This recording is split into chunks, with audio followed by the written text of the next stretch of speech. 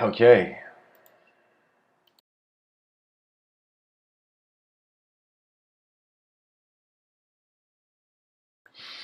Hello, everyone. Welcome to tonight's episode.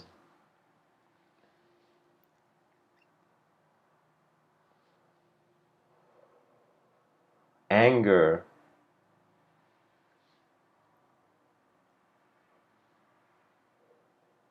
that couldn't see beyond its world. In this episode, I would like to look at the notion of anger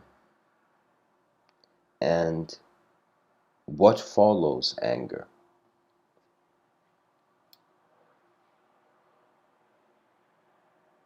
And above all, what is the value of being calm? Why do we as human beings choose to even be calm? You know?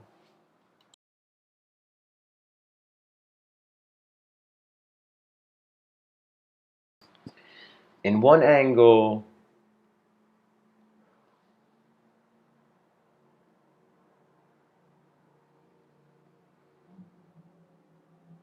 anger is a game of self-expression. It is how you are in front of yourself in every moment.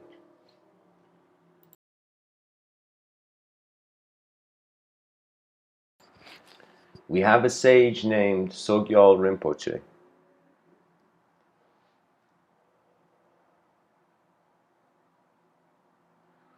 He has a quote that goes, "Unless you conquer anger, your enemies will be inexhaustible."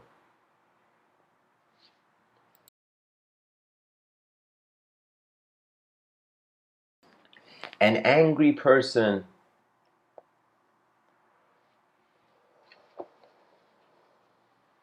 not only has enemies, but is an enemy to the moment. Of course, not all the time, but anger has a sort of blindness to it, a sort of like the ostrich. You know what it is? It's like, I mean, this is for fear for the ostrich, but when the ostrich gets scared, the animal, it puts its head in the dirt, you know?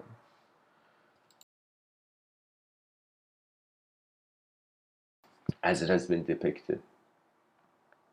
A creature afraid of its own outcome. And you can say angry people are those who fear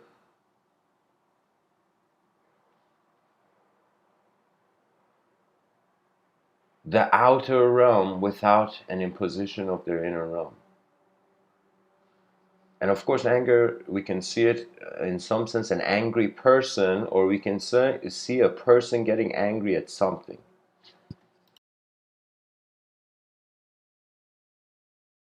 That means I've seen people who were just angry. I had a neighbor that was just angry, was an angry human being. Either he had failed or he had done something so wrong that he was punishing himself, but there was anger.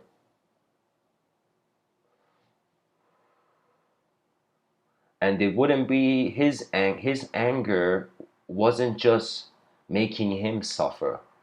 It was also his wife too. I would hear shouts. And it's strange. I don't know. Some households, their inefficiency is still something, so they hang on to it.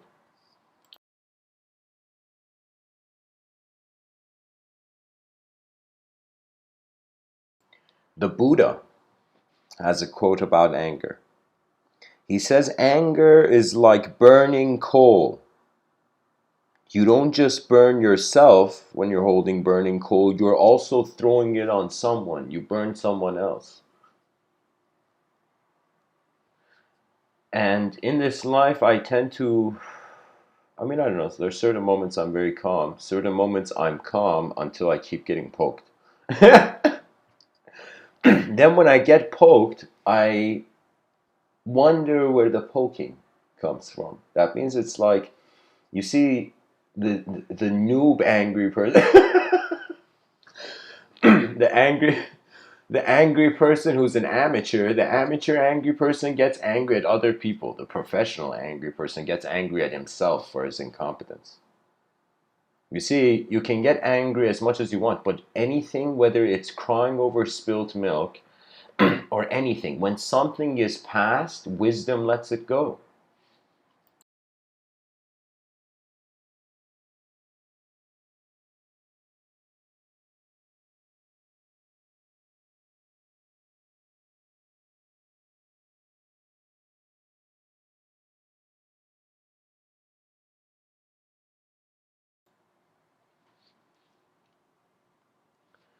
There was a time where I got really angry, and it was in a fight.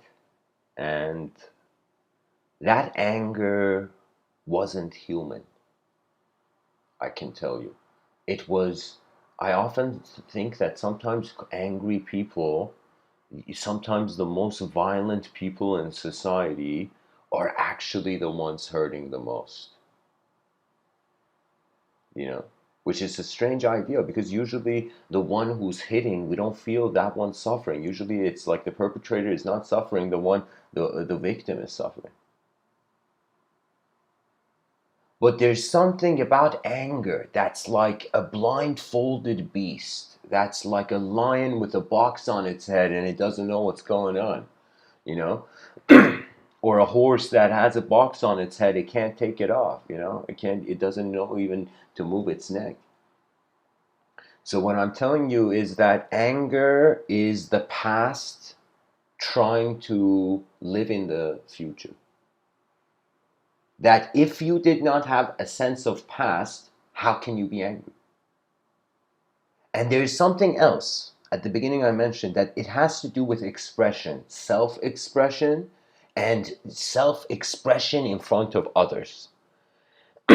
That means if you're someone, let's say, doing something, let's say you're drawing an artwork or you're singing a song in somewhere, let's say,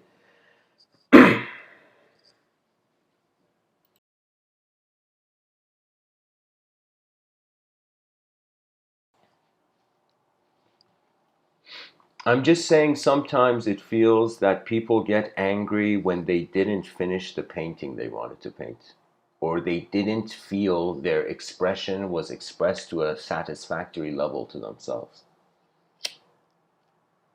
And of course, there's many situations. On some level, it is conflict between inner realms. When two people are fighting, it's as if the one person is saying, "Hey man, well, I'm correct," and the other one's like, "Hey man, I'm correct. You're not correct." And so it becomes this war. And it's hilarious. There's some wars where both people are in the same room fighting, and there's wars where both people are fighting and they're not in the same room. They're each in their own room. That means the two people fighting have no clue who the other person is. It's just you can say a sort of consideration of who they are, an incomplete analysis of their being. Because it's really easy to be rude to strangers. It's very easy. It's very easy that somebody who can't see you, you can be cruel to.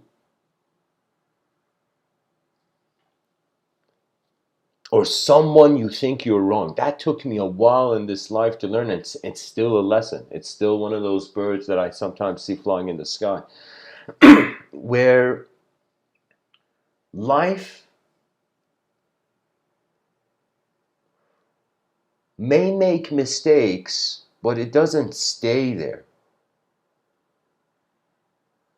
Something that shocked me, there's a lot of fathers who are leaving their families. A lot of fathers who just leave their family. The guy, like back in the day, the father went out to buy cigarettes and never came back.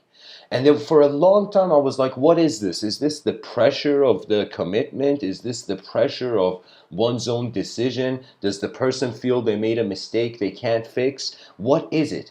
And I noticed that what it is that we human beings are decent because there's no input. That means this might sound strange, but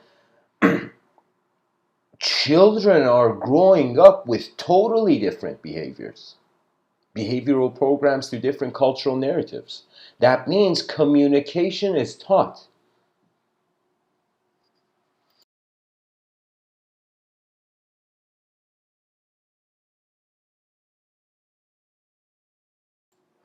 Now,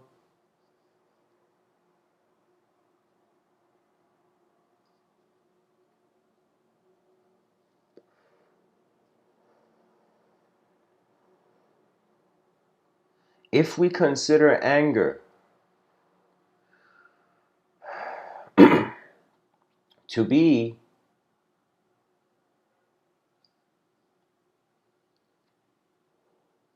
discomfort, then we have an evolutionary urge to get rid of the discomfort.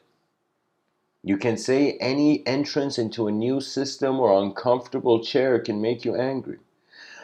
There was an astronaut who went to space. I don't remember who it was. I don't know if this is a Russian story or an American story, but there was an astronaut that went to space, and this astronaut kept hearing a beep. Literally, the astronaut was like in the space station. You can't do much there when you're there. So the astronaut was hearing a beep, and it was driving the astronaut crazy. And the astronaut calls in and says, "I've checked everywhere. I don't understand where this beep is coming from." And they couldn't find it. And what the astronaut did is that somebody smart in the control room said, "Hey man, you're already up there. You're already in the space station. We can't do anything even if we wanted to. We're down here. Either you got to figure out where the noise is, and it seems to be not coming from it, or like we can't find where the noise is coming from. But the best thing you can do is accept it and continue your mission." And this astronaut, his mind was seeing something as being the source of suffering. For the first time, he started remembering.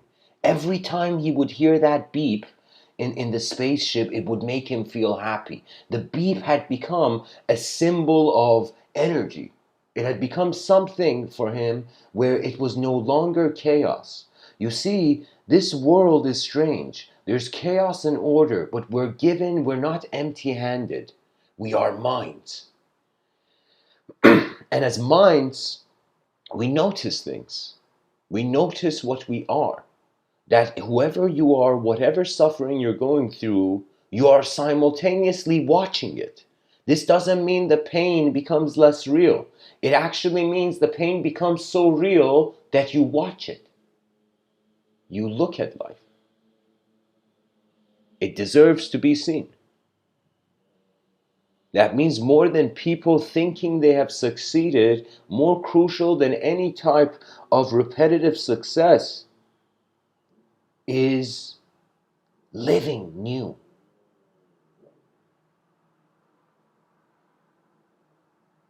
It's the life in the moment that is more significant than the language.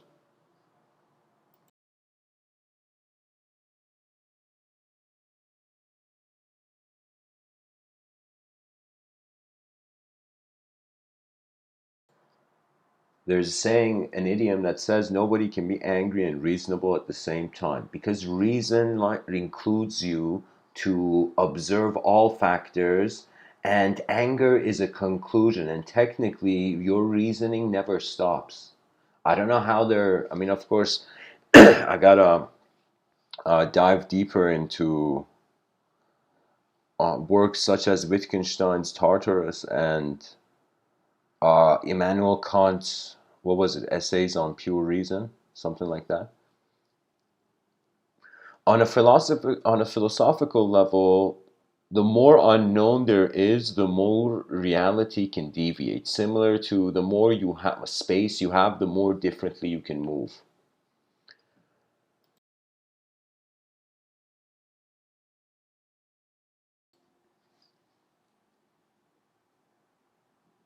So Daniel says, Mr. Within, isn't that the concept of heaven and hell in Buddhism? Like the angry person may seem like a demon to you, but to him he feels the negativity even more, so much it's bursting. Yeah, I mean it's kind of strange. There's certain scopes of Buddhism. There is no technical heaven and hell, but it's not that there's no heaven and hell. It's just that you are the decider of where your feet lands. What I've understood from Tibetan Buddhism is that there are other dimensions. There are other dimensions in Tibetan Buddhist thought. It doesn't mean they're heaven and hell.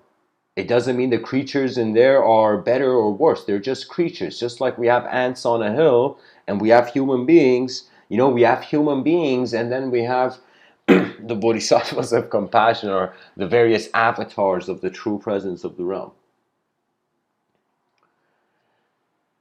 I would say the whole point is that Buddha's effort was to find a way out of suffering. Buddha was pretty much a son of an emperor, you know?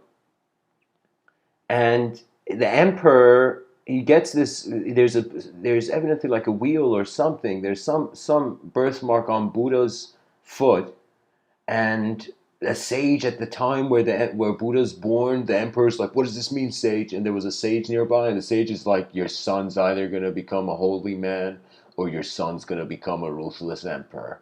And that sage was so smart, guys, because he gave both answers to the king, you know. And so what happens is, like, the whole point is Buddha steps out of his castle, out of his walls of no problem at all, and suddenly realizes there is old age, there is disease, you know, there is pain, you know, there is suffering, there is incompleteness, impermanence, imperfection. He notices this. And as a human being, he cares enough to find a resolution to a source of suffering that was not physical. It was technically physical, but Buddha's insight when he sat down and woke up from that tree was that he noticed, like, there's a story where Buddha in his inner realms, and a chaotic, like these, I think it was these three sisters. These three sisters, excuse me.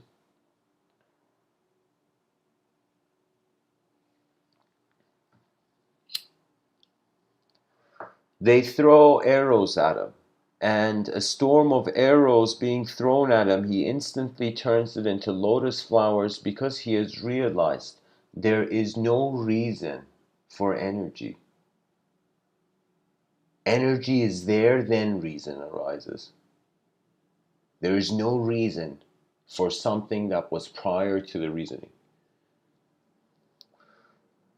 Buddha was silent. They say that when Buddha got his insight, there was someone there. Who was it? It was Buddha's friend Ananda.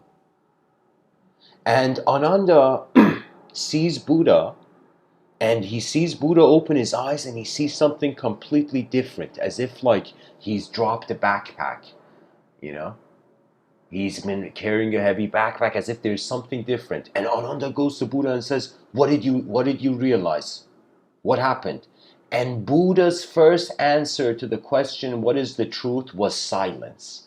Buddha was quiet. And Ananda just becomes quiet and sits beside Buddha.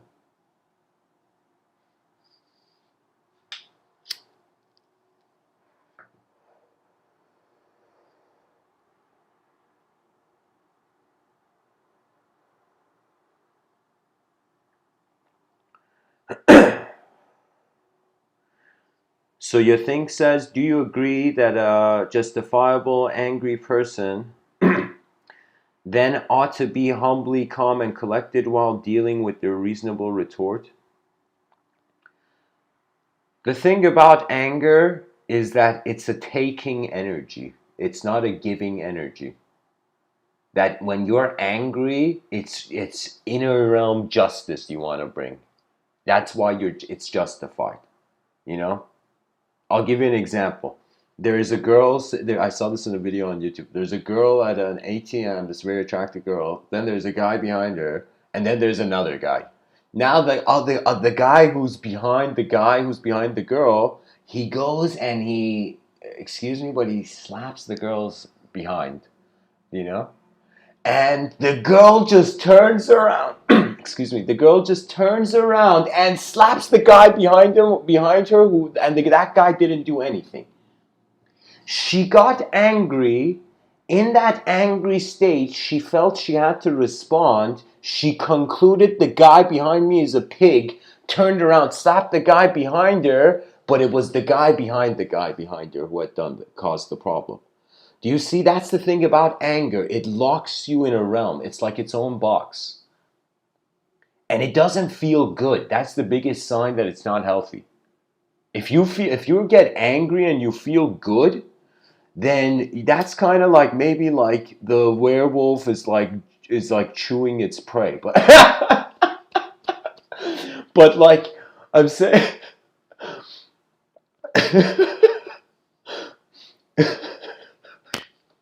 it's like I'm being angry, yet I'm getting energy. I wonder why. The lion eating the gazelle thought. I'm telling you, you don't see lions eating lions, but you see lions fighting lions. Anger is like an inner realm eating another inner realm. Okay, so you think says, what if a stranger did something dangerous to someone innocent? Listen, no, no, no, no, no, whoa, whoa, whoa, whoa, whoa. I gotta back up here. I am saying, first of all, you got to get the dimensions of life and try to comprehend what it means. What I mean by it's like here's the thing. I'm not telling you not to have self-defense, not to be a moral human being, not to suddenly assist when you see injustice. That means I'm not saying that if I saw racism in front of me and I got super angry at the fast food cashier, you know? But it wasn't an anger that stood with me, it was an anger of the situation. You see, it's like the Zen story I share often in these talks where there's these two monks, a junior monk and a senior monk. They go by this, they're walking this road, they see this very attractive girl, and this junior monk who's new to the school is like, there's no way we're going to talk to her, we're not allowed, we're monks, we've taken vows of renunciation of all materialistic desire that's going to keep us looping in this realm. And so the senior monk is just walking, and they see this attractive girl, and this junior monk's like, no way, we're gonna help her. The junior monk walks past, but the senior monk goes to the girl, sees the situation, sees she has a problem. Just because the monks take a vow, it doesn't mean you can't be a good human being. Just because I'm saying you don't need to be angry doesn't mean you shouldn't be a good human being. And in certain moments, it's yes, defend the weak. But I'm saying it in the sense that the senior monk went to the lady. The lady needed to get across the river. He helped with his manpower, got her to across the other side. She had a dress she didn't want to ruin or something, And it was a very pleasant and lovely moment. She thanked the monk. She went on her way. The monk went on her way.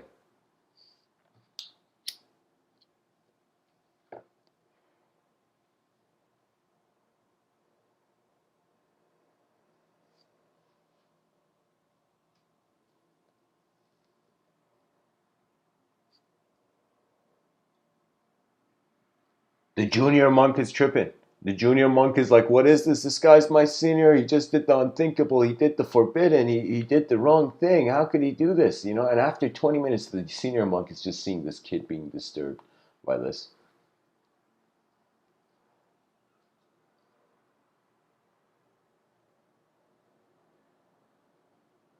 After 20 minutes, the kid's like, sir, very politely, here's the thing. Regardless of how angry you are, doesn't mean you shouldn't be polite. You can be polite and very angry, by the way. But observance is the way out. Anyways, the junior monk says, sir, how could you do this? How? I don't get it. And the senior monk is like, of course you don't get it. The senior monk says to the junior monk,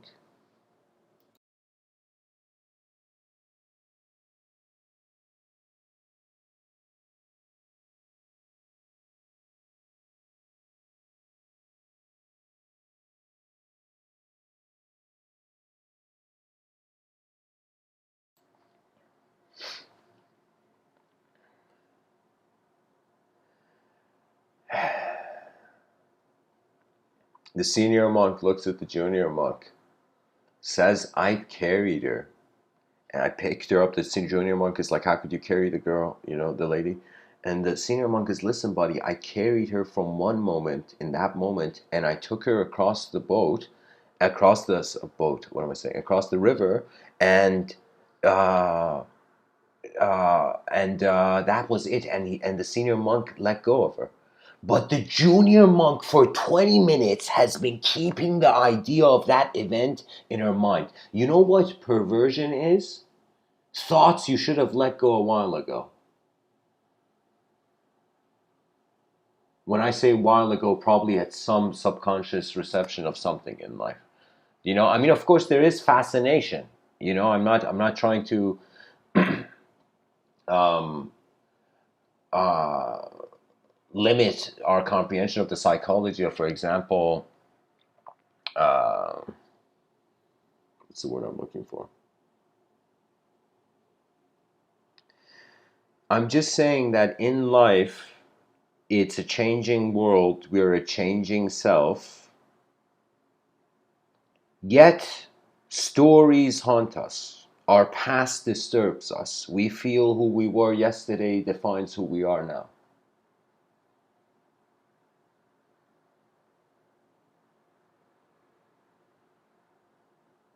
There is something in life that, regardless of who you see, who you hear in this world, you want to see what's the journey of your eyes.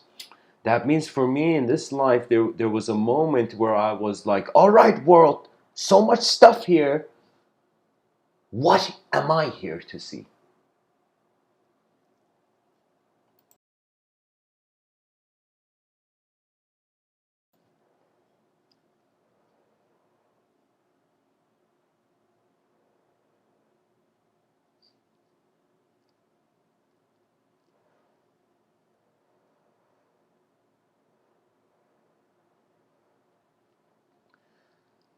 All right, guys. Let's see which cherry to pick from the branch.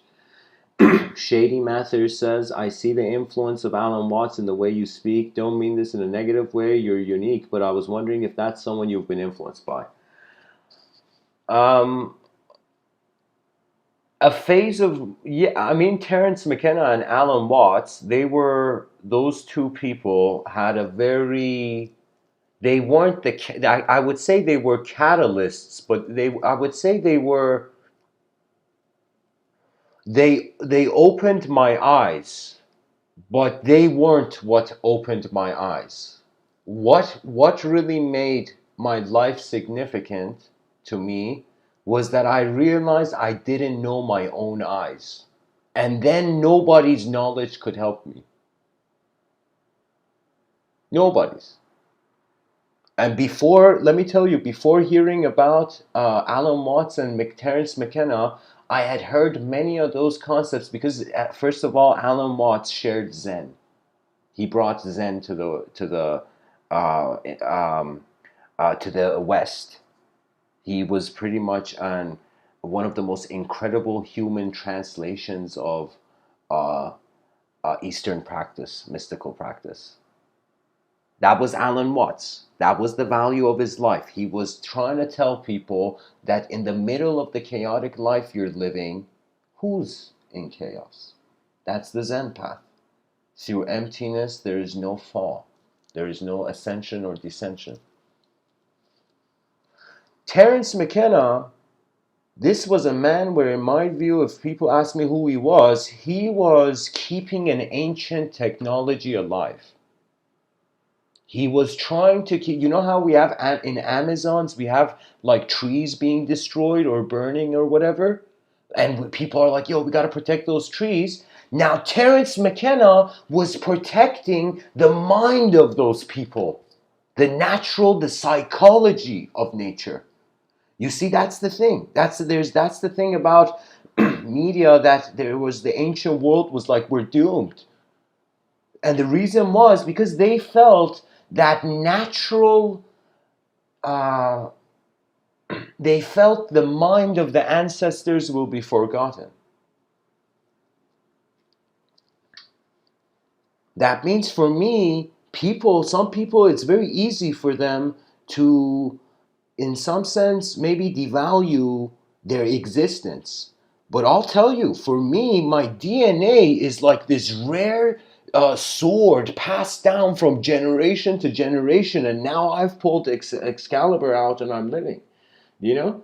So for me, it was heavy when I had to be a specific thing in a changing world. When you relax a little bit, you grow wings and you fly out of your ivory tower. You find states of life where you see what Alan Watts and Terence McKenna were looking at, not what they were seeing. Sometimes when I give talks, yes, I do appreciate any ears. But sometimes when I speak, I'm also looking at the audience, and I'm looking and I'm like, who's seeing? Who's actually listening?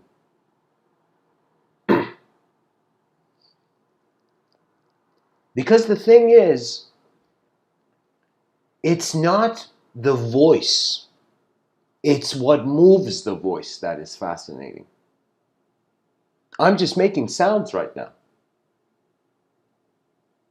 But what is separating, for example, me saying the word apple and me saying, ah, you know, why is it that when I say, ah, there isn't an image, let's say, but when I say apples, you could be someone who's just learned the English language, you hear apple and you're like, apple, holy shit. Like you get the image, you see the image. Do you see? I'm saying that for me, Alan Watts and Terence McKenna, that's the thing. They were like giants that were holding a door open. And I feel they managed to keep it open until I noticed their hands getting crushed.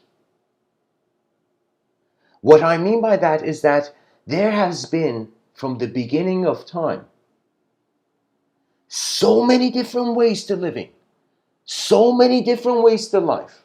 I am just one out of 8 billion speaking. Now think how great your species is. For me, when I saw Superman when I was younger, I was like, yeah, cool, superhero cape. But then I was like, what would a civilization of super people look like? And not in the false heroism. That means if in the future it's in the fashion they wear capes, that's fine.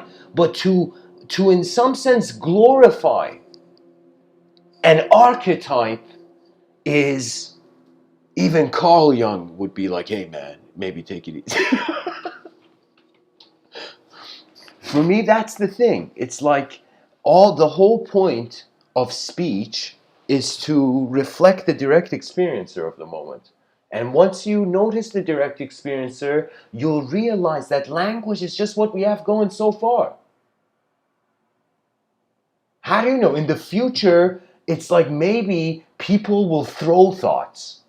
Who knows? Maybe people will throw thoughts at one another. We create this technology that it's like laser beams, and if you want somebody to hear what you have to say, you just have to throw a laser beam at them, you know, or throw some ball at some laser sphere at them, and this laser sphere hits them, and they exactly know your conversation.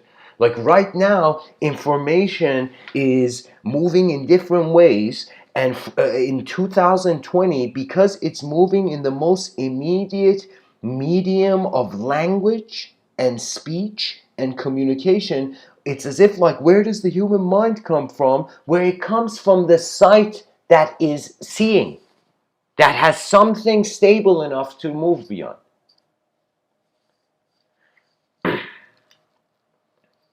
There's moments in life where I don't understand the karma of the moment.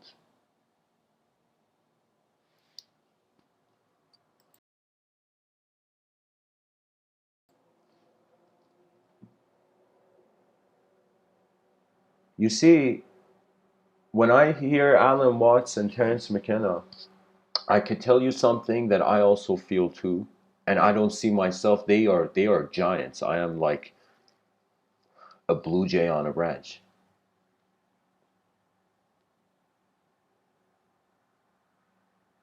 But there was something I could feel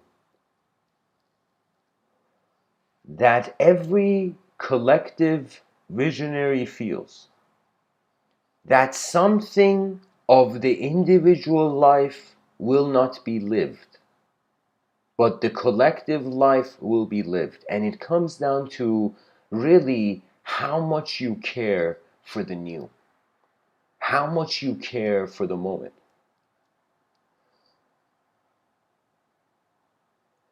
My, in this quarantine, I went to visit my grandparents, and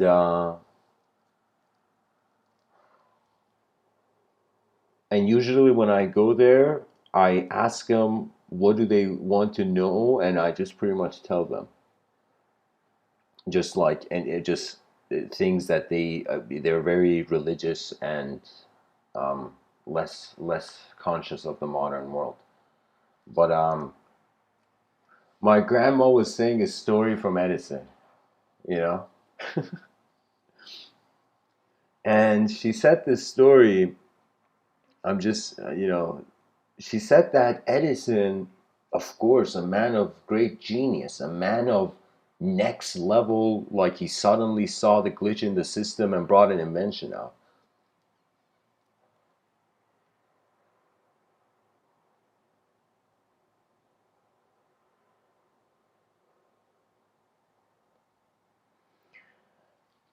My grandma said Edison,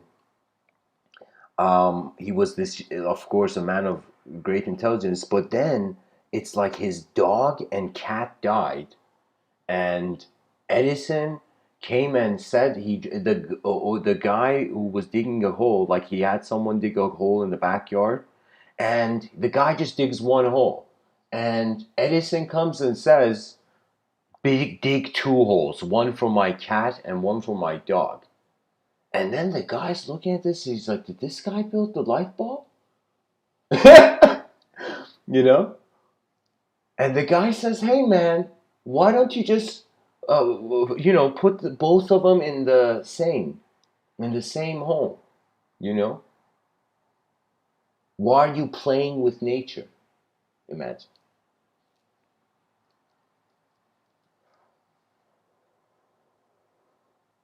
So the story was pretty much Edison had accessed great vision, but it doesn't mean that vision is everywhere. It just means that certain moments in life, the person was selfless to see beyond the self. This is why they say children have extraordinary perception. But we should see that as the ordinary perception. What I mean by that is that there is freedom before context, a structure to the context. Then a structure to the context is given, you open your eyes in a world and you're like, oh, so this is how this program's being played, you know? And so you go into a role. Right now, I would say we are measured just like we measure, like the way we're talking about human being. Like, here's the thing about language is in the linguistic simulation, people can be clones. You can see two people as bad or two people as good. But beyond, in real life, those two people are not the same good and not the same bad and not the same people. And we have this, it's like a riddle. We're 8 billion different creatures, but we got to get along to see how advanced we can be, you know? For me, I feel Terence McKenna, Alan Watts aimed to globalize a vision.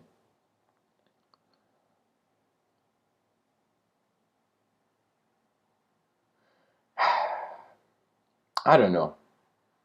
I don't see myself to be in a similar minded as them. Because my whole thing is I'm the guy talking about the castle in the sky. My whole life is going to be dedicated to this idea of civilization 2.0. So even though I'm giving these talks, that's really the true battlefield I need to walk on, you know? So I don't know, man. In the chat section, that was all of this was a response to your comment. But really, the mind is always moving. Man is measuring it in stories of success and failure. This farmer His horse runs away. The people in the town come to this farmer. It's a farmer's story, guys, get ready. The people in the town are like, oh my god, you poor farmer, your only horse, your prized possession left. It's as if like your Ferrari running away back in the day. Your 1 horsepower vehicle running away. Can you imagine? You park your car and you're like, yo, there's no one in my car and it's driving away. What?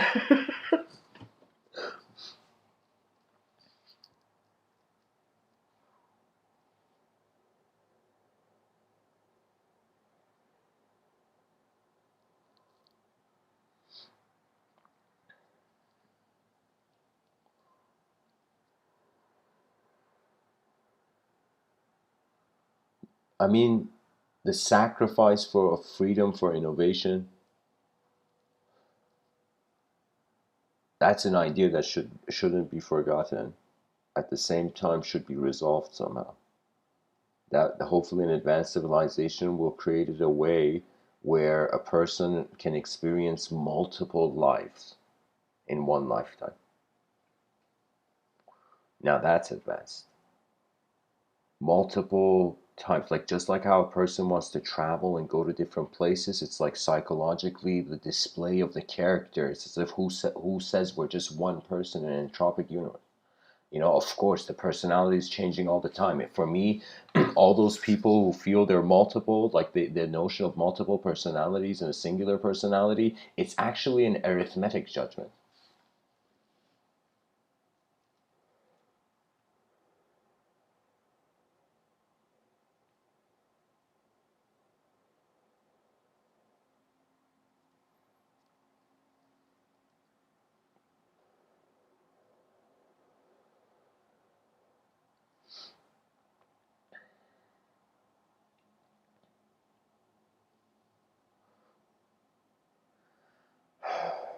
The farmer looks at the people and he's like, why are you guys around my farm? Let's continue the story. The people are pretty much telling the farmer, they're saying, you're so unlucky. You lost a horse. The farmer gets angry and says, how do you know I'm unlucky? Maybe, maybe not. And then the next day, or let's say the next day to make the story short. The next day, the horse comes back with 3 wild horses. The guy now has 4 horses. It's as if his Ferrari ran away and came back with 3 other Ferraris. Can you imagine if life was that easy?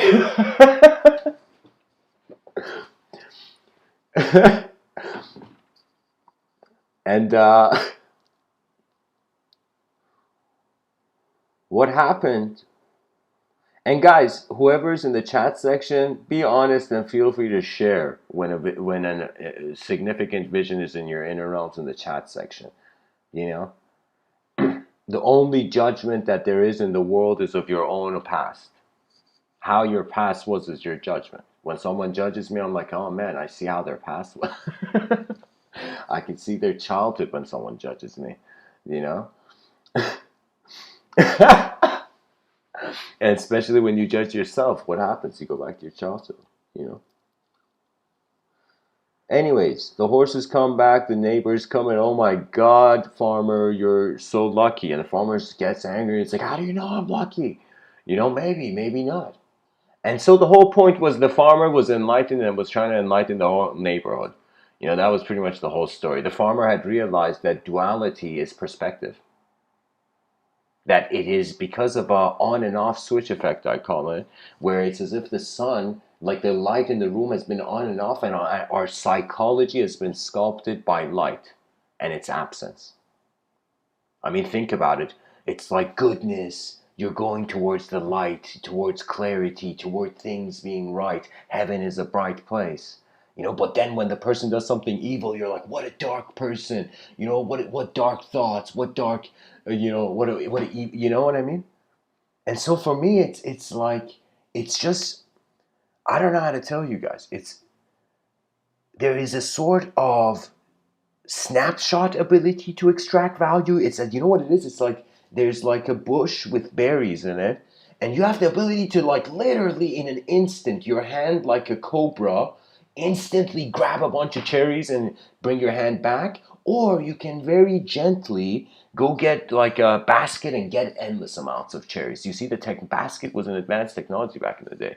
You know, people who had baskets, like that was like, you know, it's like having a Ferrari. Oh man.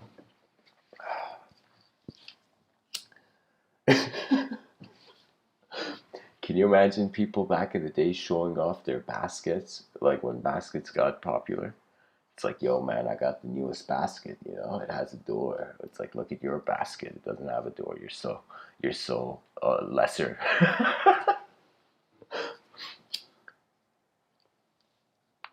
There is no teacher. There is no student. There is just the world happening, and everybody is grabbing onto whatever they feel they can hold on. The earliest baskets, guys, Billy says yes, basket or purse. I'll tell you, the earliest basket was probably like a sheep's stomach or something. Man, I'm so happy I wasn't born at that time. Can you imagine?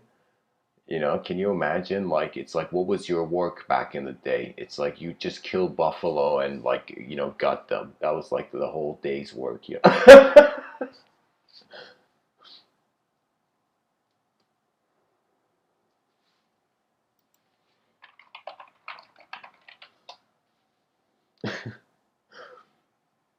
Anyways, guys, the talk is supposed to be about anger. I'm being too playful for this stuff. What can be said? If you don't care about life, space is where the meaning is. Freedom. A lazy person, all they care about is freedom. Do you know? Because freedom means comfort continues. But sometimes in your life, when suffering comes, whoever you are, whatever intense experience you've gone through, see the experience as your teacher.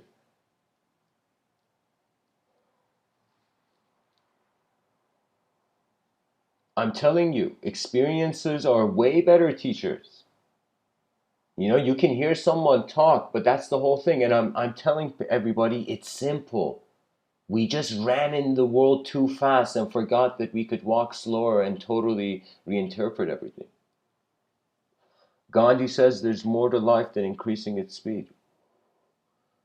And that's because Gandhi's never had a Ferrari, you know.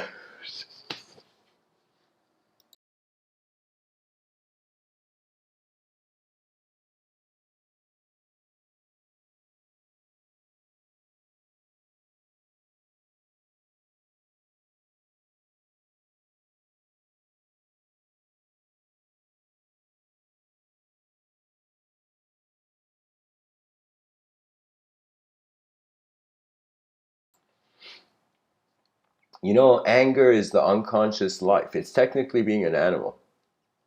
That means it's so easy being an animal.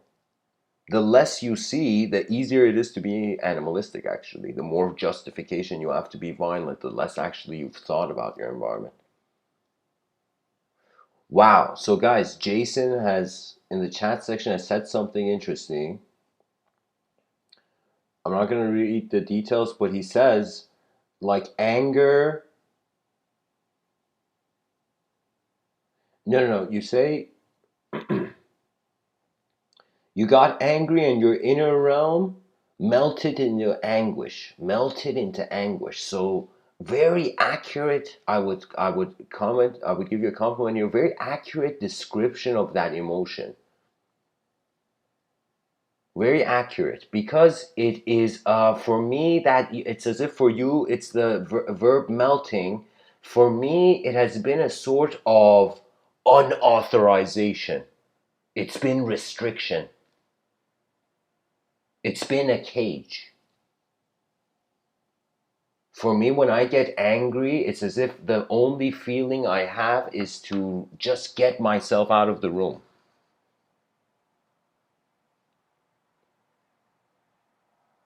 Some emotions, it's strange. Some emotions, people are different. For them, could take a while. You could be a person who gets angry and you have to go sit down and be still at the corner of the room until the anger, it takes maybe like, I don't know, 3 minutes. Maybe if you're a super angry person, 7 minutes to calm down.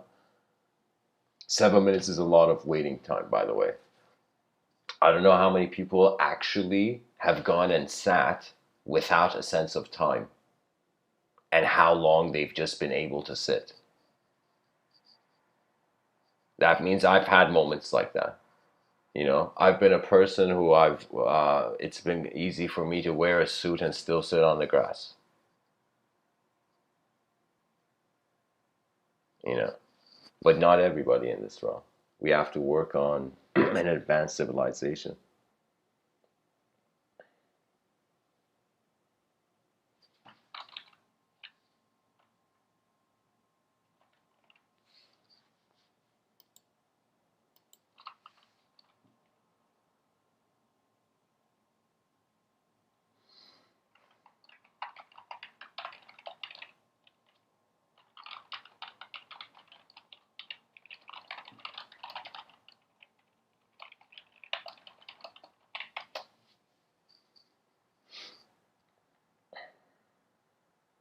Anger. Even the word sounds like metal hitting something and vibrating. Anger.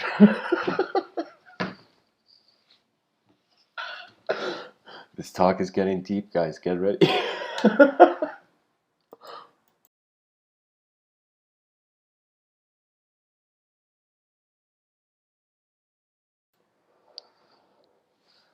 Let me tell you a certain moments, something I've throughout this life learned is that fear never helps the situation. Honesty helps definitely the situation. That means it's like there's some people who, if they're in front of them and someone is doing something and it bothers them, right? They don't communicate it. They just tolerate it.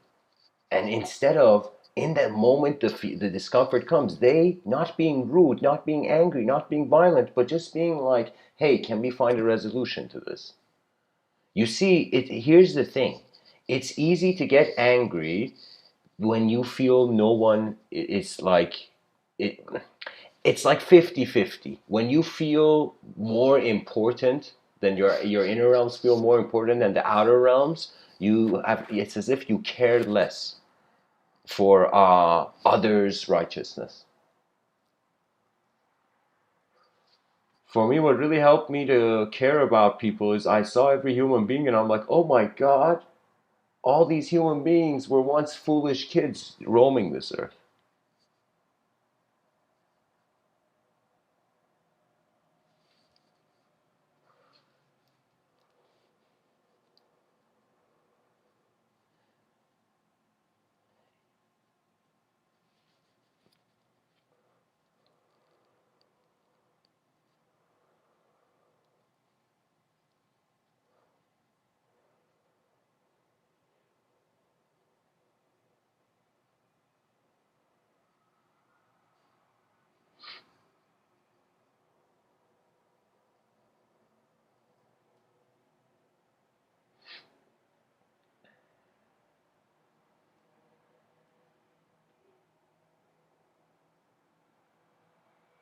You know, I'm trying to think about different moments in my life where uncontrollable rage has come, and it just goes after a threshold where it becomes painful.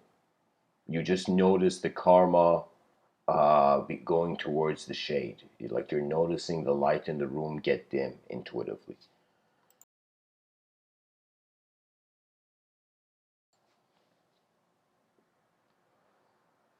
So Billy says, freedom is what we strive for. Sometimes when I'm angry, it's because people are ignorant and don't understand the basic concept of life because they're ignorant. So when I ask, do you understand?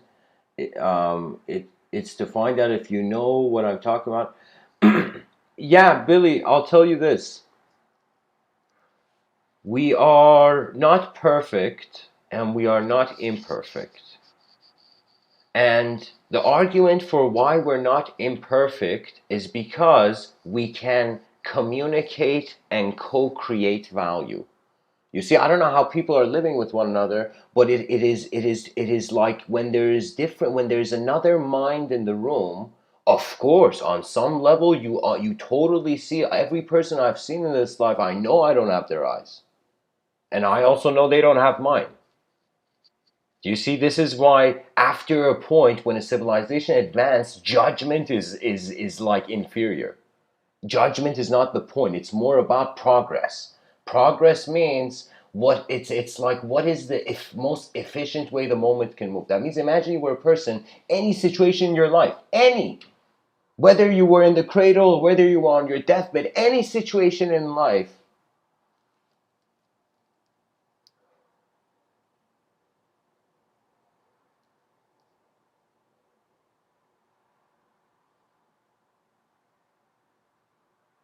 if you cannot see your own presence, and if you cannot see the presence of others,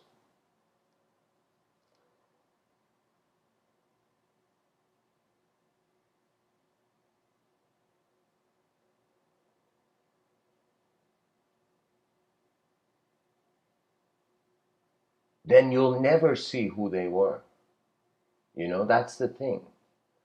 I feel the mind of man naturally should be fascinated and in an explorer's mindset. That's the thing. For me, it's like psychology is unknown. Imagine like the unknownness of like a forest or some rare architecture or cave paintings or something, the unknown mystery of that. It's like for me, human psychology is the same. When I see human beings walk, I'm like, oh my God, are those creatures on this earth moving? So here's the thing, guys. Language moves in many ways. We wear language in many ways. The thing is, though, honesty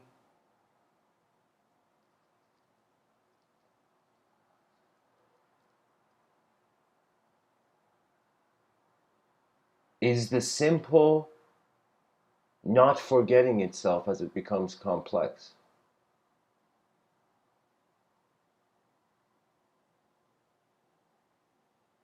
It's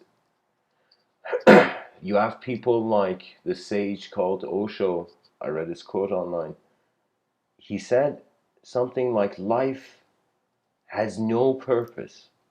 Life is the purpose. And that sentence was heavy, where you're like, all right, is it about a sort of me noticing what I naturally am, even before any thought or any attitude or any character or even a stoic resolution to morality? Like, it's like, I'm just saying, like, there is something happening here untouchable by duality.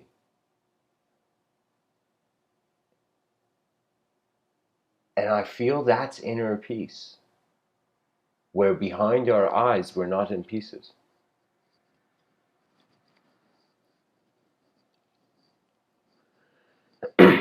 I want to read something for you from this book that is literally titled I Am That.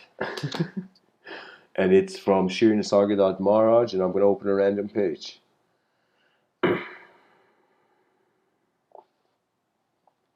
It's an interview I'm reading, so it's pretty much a conversation.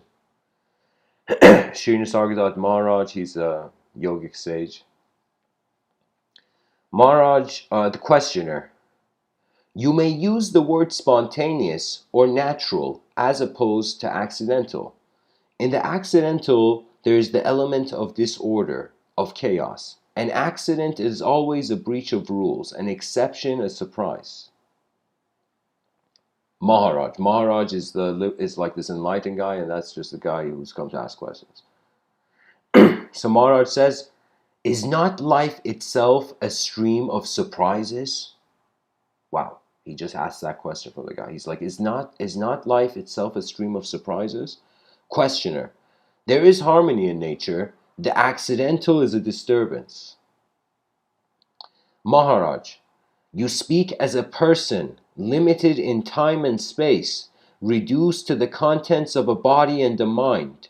What you like, You call natural, and what you dislike you call accidental. Questioner: I like the natural and the law-abiding, the expected, and I fear the law-breaking, the disorderly, the unexpected, the meaningless. The accidental is always monstrous. There may be so-called lucky accidents, but they only prove the rule that in an accident-prone universe, life would be impossible.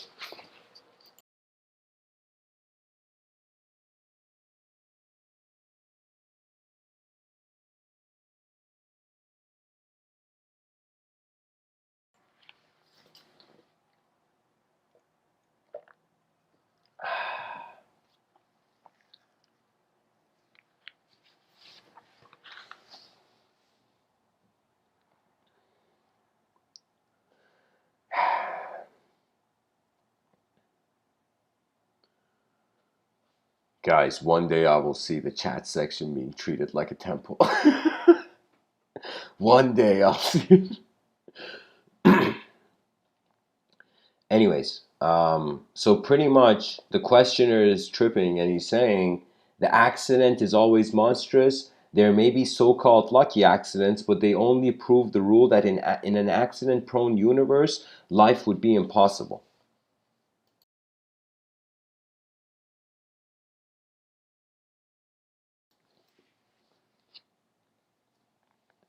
Maharaj says, I feel there is a misunderstanding. By accidental, I mean something to which no known law applies.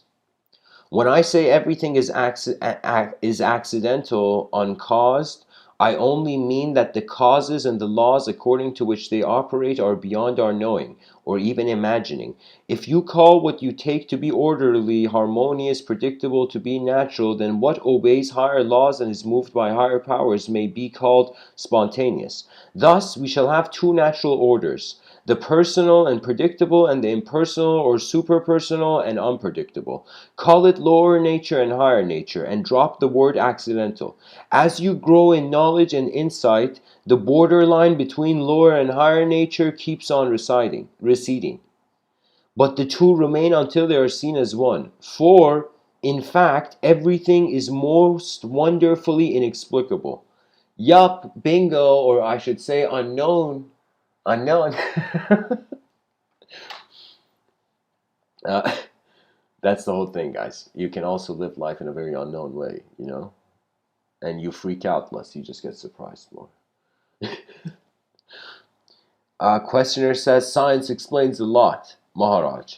Science deals with names and shapes, quantities and qualities, patterns and laws. It is all right in its own place, but life is to be lived.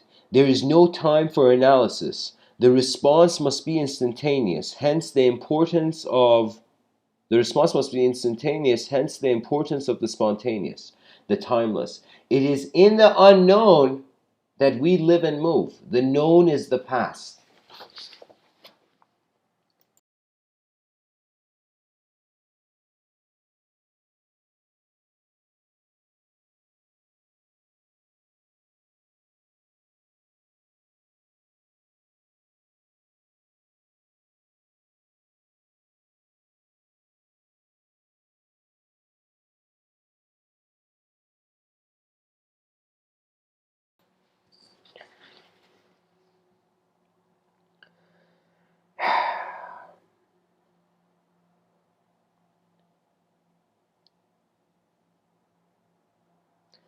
Questioner says, I can take my stand on what I feel I am. I am an individual, a person among persons. Some people are integrated and harmonized, and some are not. Some live effortlessly, respond spontaneously to every situation correctly, doing full justice to the need of the moment, while others fumble, err, and generally make a nuisance of themselves. The harmonized people may be called natural, ruled by law, while the disintegrated are chaotic and subject to act. This is the questioner saying this. Maharaj, the very idea of chaos presupposes the sense of the orderly, the organic, the interrelated. Chaos and cosmos, are they not two aspects of the same state? Questioner, but you seem to say that all is chaos, accidental, unpredictable. Maharaj. Yes, in the sense that not all the laws of being are known and not all the events are predictable. The more you are able to understand, the more the universe becomes satisfactory, emotionally and mentally. Reality is good and beautiful. We create the chaos.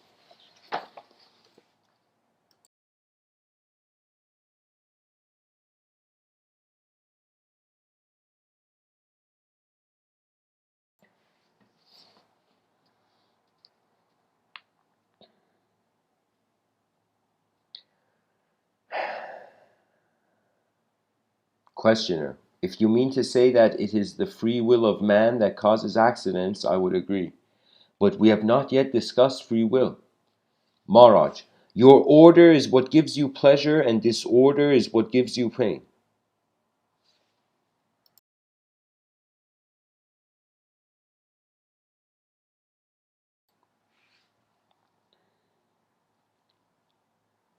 Questioner.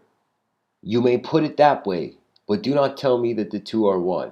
Talk to me in my own language, the language of an individual in search of happiness. I do not want to be misled by non-dualistic talks. Maharaj, what makes you believe that you are a separate individual? Questioner, I behave as an individual. I function on my own. I consider myself primarily, and others in relation to myself. In short, I am busy with myself. This guy's a good questioner. Maharaj, well, go on being busy with yourself. On what business have you come here? Oh, wow. Maharaj is saying, like, all right, man, you want to be busy with yourself? Then go and be busy with yourself. Why are you here asking me questions? Pretty much Maharaj is like,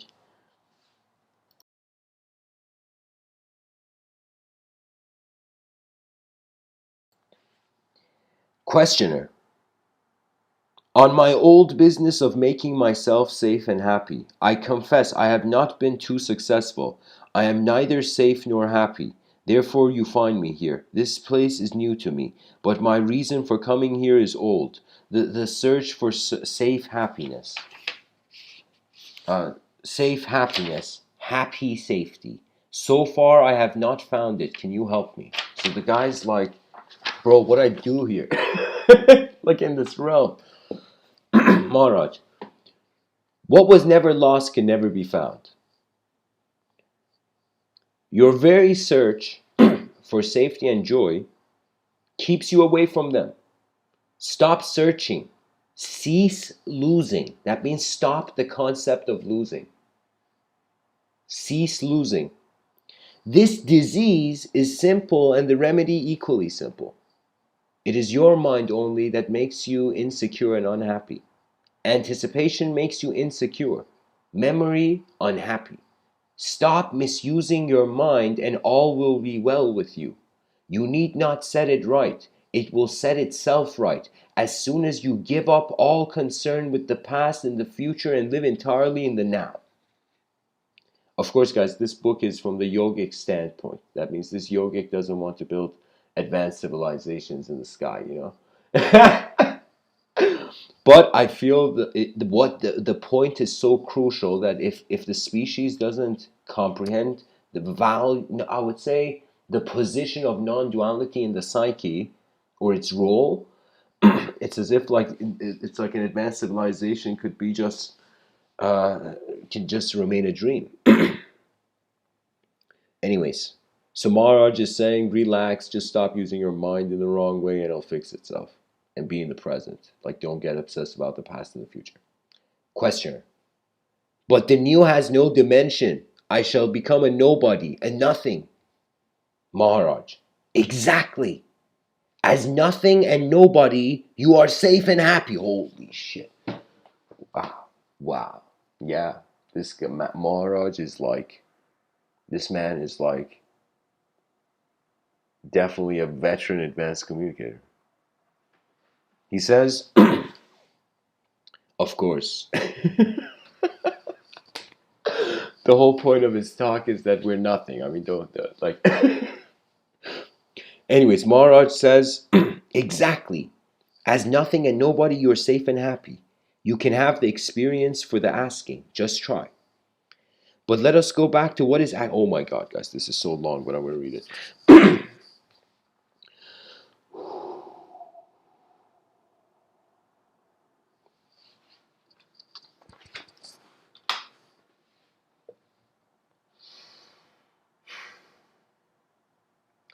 But let us go back to what is accidental and what is spontaneous or natural. You said nature is orderly while accident is a sign of chaos. I denied the difference and said that we call an event accidental when its causes are untraceable. There is no place for chaos in nature. Only in the mind of man there is chaos. The mind does not grasp the whole. Its focus is very narrow.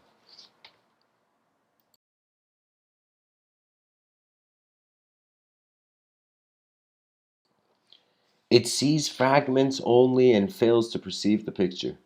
Just as a man who hears sounds but does not understand the language may accuse the speaker of meaningless jabbering and be altogether wrong, what to one is a chaotic stream of sounds is a beautiful poem to another. King Janaka once dreamt that he was a beggar. On waking up, he asked his guru, Vashishta, "Am I a king dreaming of being a beggar, or a beggar dreaming of being a king?" The guru answered, "You are neither, you are both. You are, and yet you are not what you think yourself to be. You are because you behave accordingly. You are not because it does not last. Can you be a king or a beggar forever? All must change. You are what does not change. What are you?" Wow. So the king dreamed he was a beggar. I mean, I shared this story, but I didn't know the full story. Now I know. So pretty much, okay, I'm just going to read it, guys. What am I doing?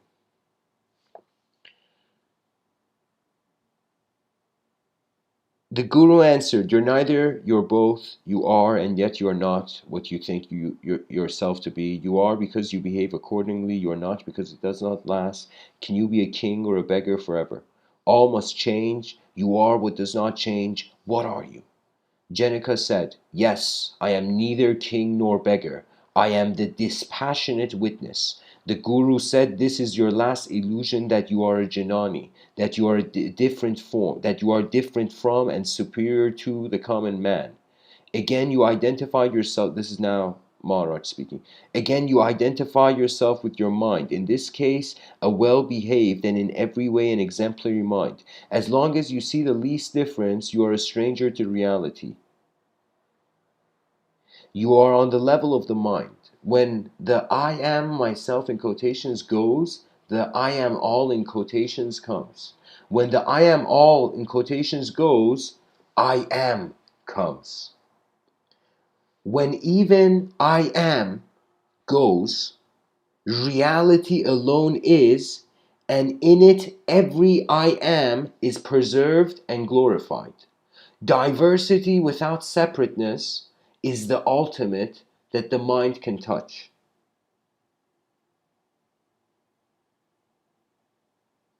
Beyond that, all activity ceases, because in it all goals are reached and all purposes fulfilled. Questioner: once the supreme state is reached, can it be shared with others? Like Maharaj should have said that story way sooner. Oh man.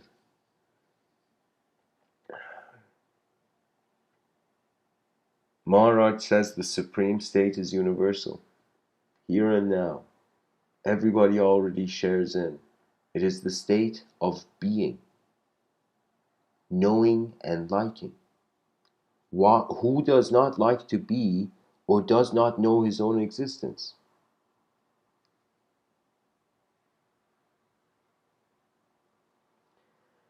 But we take no advantage of this joy of being conscious. We do not go into it and purify it of all that is foreign to it. This work of mental self-purification, the cleansing of the psyche, is essential. Just as a speck in the eye, by causing inflammation, may wipe out the world, so the mistaken idea, I am the body-mind, causes the self-concern which obscures the universe. It is useless to fight the sense of being a limited and separate person unless the roots of it are laid bare. Selfishness is rooted in the mistaken ideas of oneself. Clarification of the mind is yoga. And the next chapter is called Self-Awareness is the Witness. Wow. That means we're, as a species, identifying too much with our misery because we are entertaining a notion of a past. So that means it's like your judgment on yourself, the more you compare it to your younger self, is going to be more and more intense. For me, it's like there's something in life where you may be blessed and something in life outside of your will lifts you up. But those moments where nothing lifts you up, you just come into a moment where you're like, how long can I remain here? And then you lift automatically. And the system is highly multidimensional. Do you know how many types of human beings there are in this world? Do you know right now we could be thinking we are behaving so different than our ancestors and suddenly see we're still doing the same things? Do you know? It's as if seeing a dictator be like a child who played with toy soldiers too much.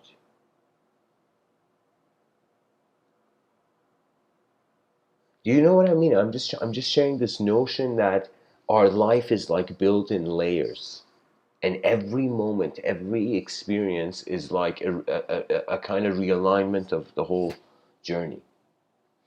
So that's the interesting thing. And right now it's such a cool time because we haven't solved the hard problem of consciousness, and many mysteries, many things are unknown. So I feel literally we are alive right before a huge invention wave. Huge technological, unfathomable revolution, but it's not a revolution, it's a revolution where rather than human beings killing each other, human beings are inventing. Because there's a feeling of living for something that was more than you. Do you know? That's like an urge. That's like kind of, in some sense, the command of love in a strange way. You know? So, where does this leave us in regards to anger?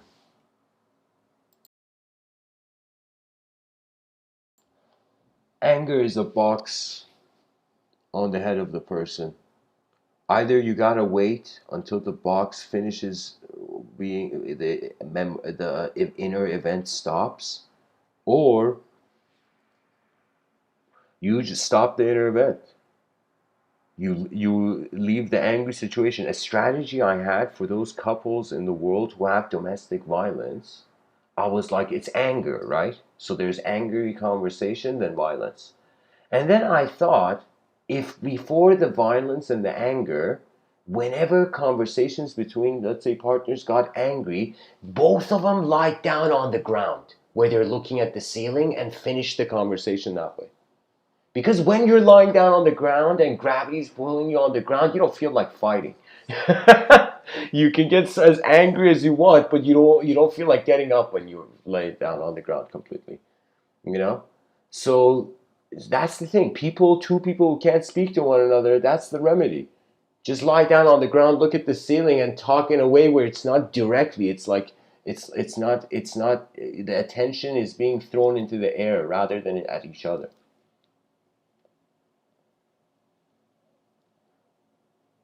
And of course, there's so many ways of thought, you know.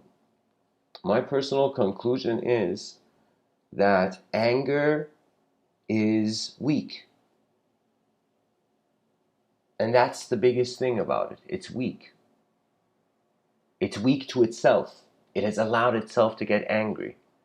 Sun Tzu says the true warrior defeats the opponent without raising his weapon. That means you were intelligent enough to get yourself out of the self-generated suffering.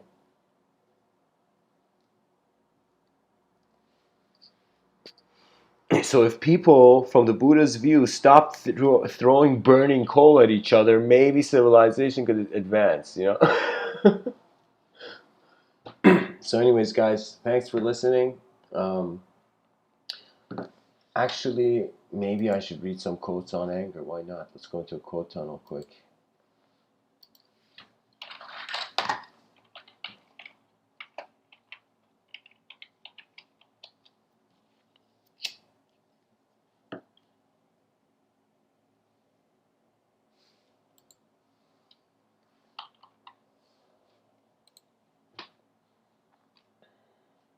All right, top 10 anger quotes. Top 10. These are the top 10 angriest quotes. No, I'm joking. Okay, Colin Powell. Get mad, then get over it. So, guys, a quote tunnel is where I read a bunch of quotes to get a sense of different people on the planet and their inner selves. Colin Powell. Get mad, then get over it. Bob Marley. If you get down and quarrel every day, you're saying prayers to the devil, I say. Intense. Buddha. Holding on to anger is like grasping a hot coal with the intent of throwing it at someone else. You're the one who gets burned. They also get burned too. I mean, anger has consequences. Marcus Aurelius. How much more grievous are the consequences of anger than the causes of it? That is so true.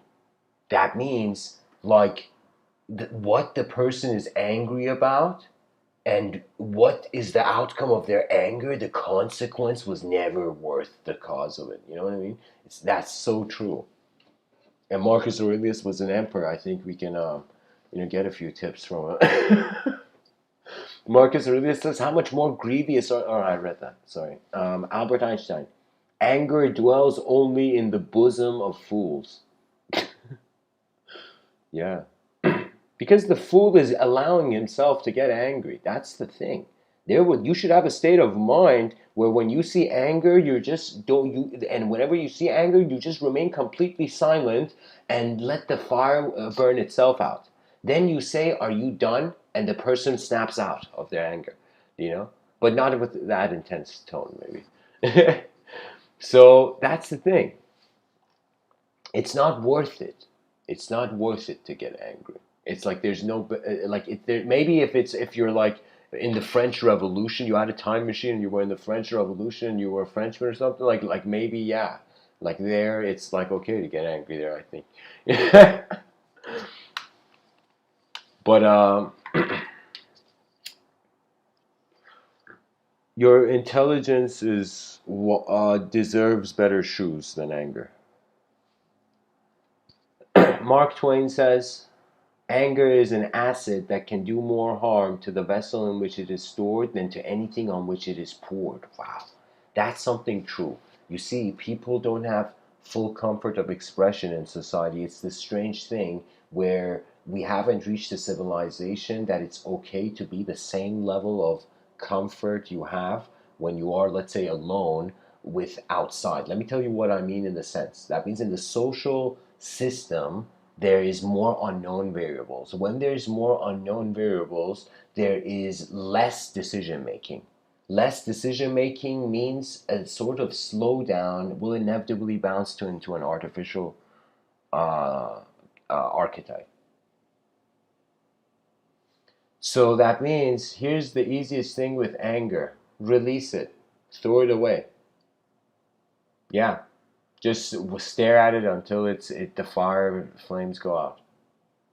That means if you're an angry person and you can't control your anger and you know this, whoever you are, whatever age you are, you're listening to this, whenever you get angry, just go sit. Just go sit down in the corner of the room in a humble place and watch. Let that energy of your anger be used for you trying to process what's happening in the moment. I'm telling you, it's like the person's angry, wants to punch someone. Imagine they're about to punch someone. Suddenly their hand grabs a pen and they're writing the most intense novel chapter they've ever written. Do you see what I mean? It's energy. It's just like how are you wielding it, right? Anger is a sign that there is a malfunction. There's the inner is not seeing the outer. It's like an alert. Conscience is an alert. It's like, at that point. Plato says there are two things a person should never be angry at: what they can help and what they cannot. Yeah.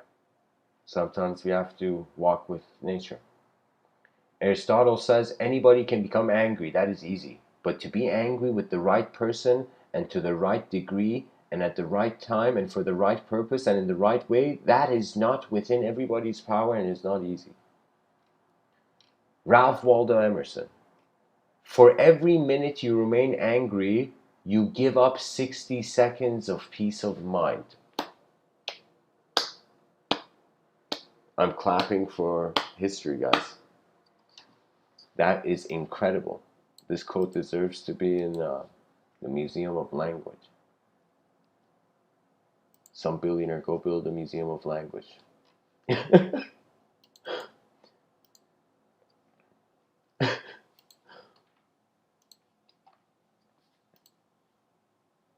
Guys, share this quote. Share this quote in the social, in the cyberspace abode. You know.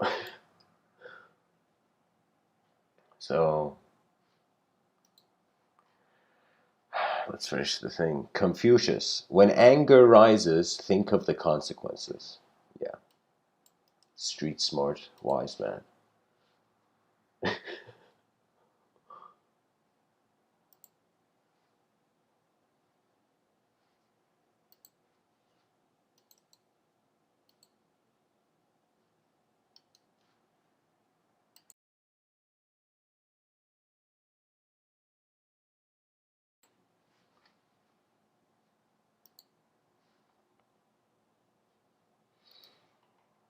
Yeah, that's the last quote.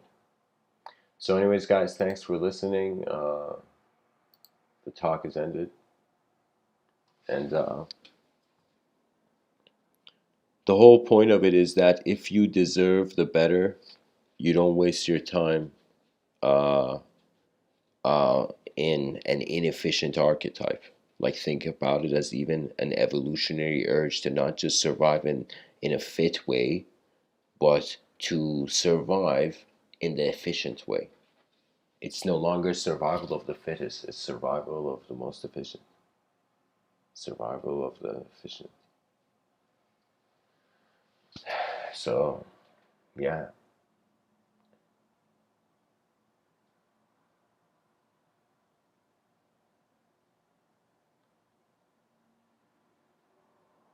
And the easiest way to control the inner realms from expressing is to watch them, to watch your own mind as it's taking place. That's really the miracle of life. We're aware that we're aware. So, thanks for tuning in, guys. See you in the Discord.